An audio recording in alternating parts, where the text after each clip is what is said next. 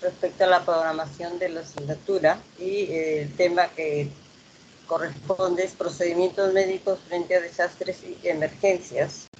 Ya en la clase pasada habíamos hecho lo relacionado a que era una emergencia y que era un desastre, ¿verdad? Entonces, en esta sesión vamos a ver cuáles son los procedimientos frente a desastres y emergencias. Bueno, la competencia es que ustedes conozcan, seguramente ya conocen, muchos de ustedes, cuáles son los procedimientos frente a desastres y emergencias, ¿ya? Entonces, para saber cuál es el procedimiento frente a desastres y emergencias, tenemos que hacer una evaluación sanitaria inicial, ya obtener del país afectado, ¿no?, por la emergencia, la evaluación sanitaria inicial, y también se puede obtener de fuentes internacionales la información disponible sobre qué, básicamente, qué cuestiones debemos saber para tener una evaluación sanitaria inicial. Por ejemplo, respecto a cuál es la población afectada, luego recursos de que dispone esa población, datos demográficos, nivel de salud, y además también se debe obtener mapas y o fotografías ya aéreas de la zona. Además, también hay que determinar el nivel de acceso a la población afectada y sus vías,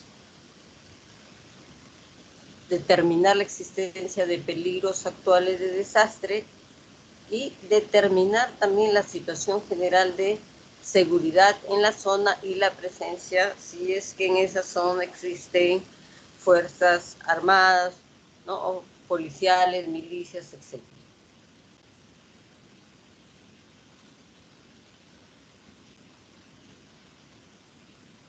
Con respecto a la demografía y estructura social, hay que determinar el total de la población afectada por el desastre y también, además de esos datos, obtener datos como el porcentaje de niños menores de 5 años, determinar además la composición por edad y sexo de la población afectada, determinar los subgrupos de la población afectada que están expuestos a mayores riesgos. ¿Cuál es ese grupo, subgrupo de población que está expuesta a mayores riesgos?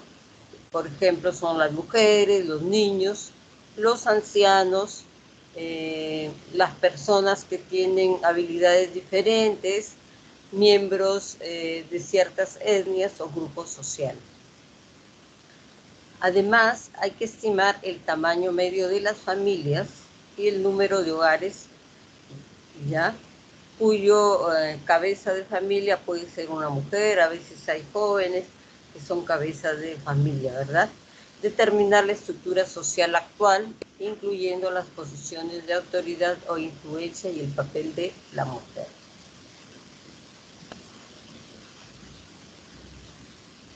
Además de todos estos datos que son generales respecto a la población, ¿no?, composición de la familia, etcétera, también hay que tener información, sobre todo cuando ustedes son profesionales de la salud, determinar los problemas de salud que hay en las zonas y las prioridades sanitarias de la zona ante el desastre.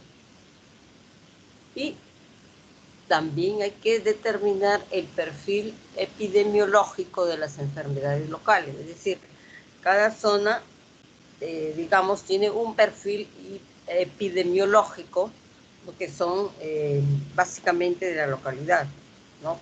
Por ejemplo, uno va a la selva, sabemos que es una zona que tiene un perfil epidemiológico diferente, ¿verdad?, de repente al del sur del país.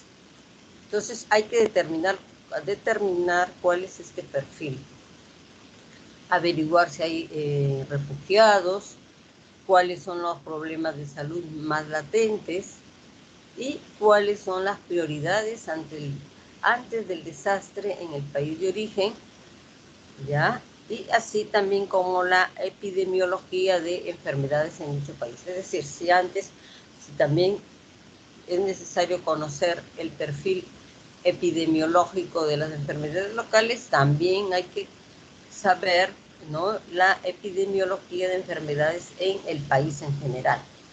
Además, también hay que determinar los peligros contra la salud, especialmente el de enfermedades especialmente epidémicas. Y tenemos que determinar los proveedores de servicios de salud previos al desastre y también establecer los puntos fuertes y la cobertura de los programas locales de salud pública, ¿no?, en el país.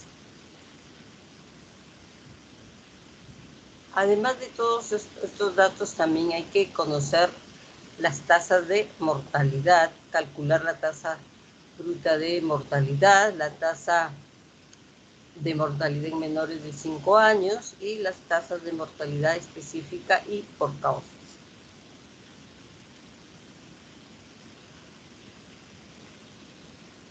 También hay que determinar las tasas de morbilidad, es decir, determinar las tasas de incidencia de las principales enfermedades con importancia en salud pública, determinar las tasas de incidencias específicas por edad y por sexo de las principales enfermedades.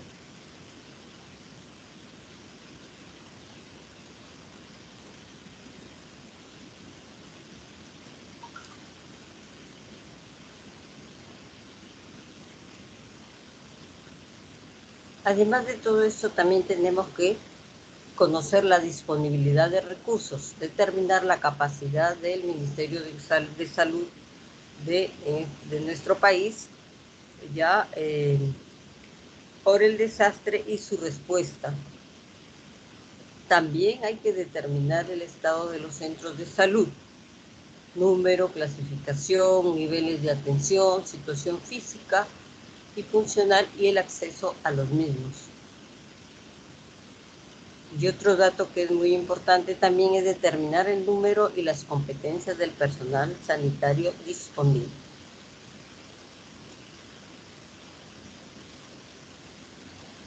También hay que determinar la capacidad y situación funcional de los actuales programas de salud pública, ¿ya?, especialmente los programas de inmunización, determinar la disponibilidad de protocolos estandarizados, medicamentos esenciales, suministros de productos y equipos, determinar la situación de los actuales sistemas de derivación de pacientes al nivel superior,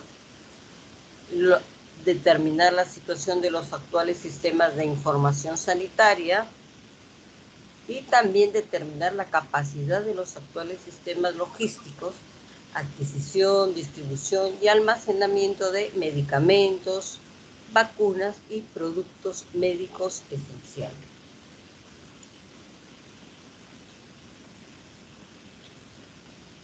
También se necesitan datos procedentes de otros sectores pertinentes como el estado nutricional, alimentos y seguridad alimentaria y condiciones medioambientales.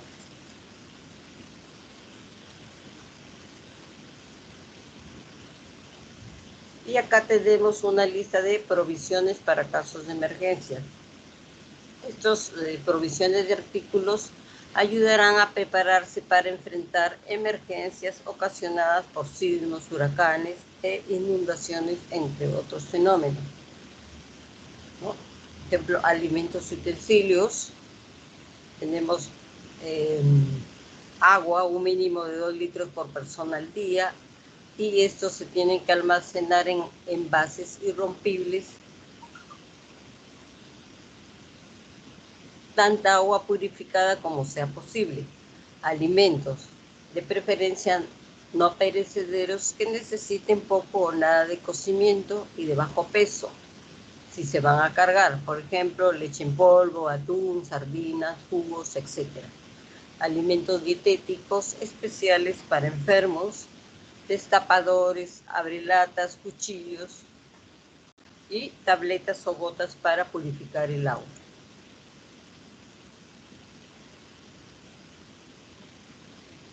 Con respecto a la comunicación, alumbrado y seguridad, radio a pilas con baterías de repuesto, linterna de pilas con baterías de repuesto, velas y cerillos dentro de una bolsa de plástico, extintor de ser posible, impermeables, botas, etc.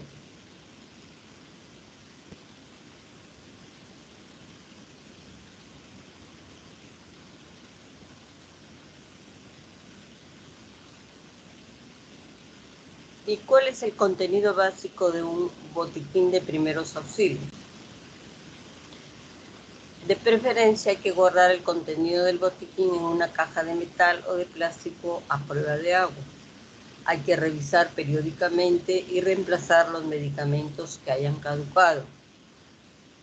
Alcohol, algodón, alfileres de seguridad, analgésicos, antiácidos, aplicadores,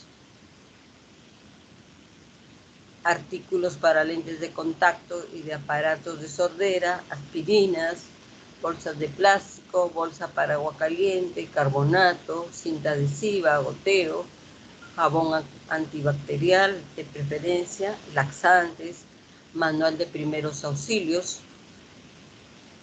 Si es que hubiera una medicina con receta médica, si es necesario, pastillas para casos de náuseas, tabletas o gotas para purificar agua, tijeras, vaselinas, vendas de diferentes anchuras.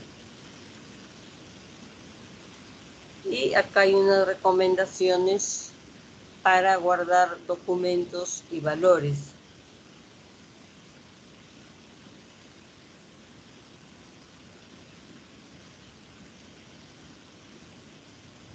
Estos deben estar empacados en bolsas de plástico y dentro de una mochila o morral que pueda cargar de tal modo que le deje libre los brazos y las manos, ¿no?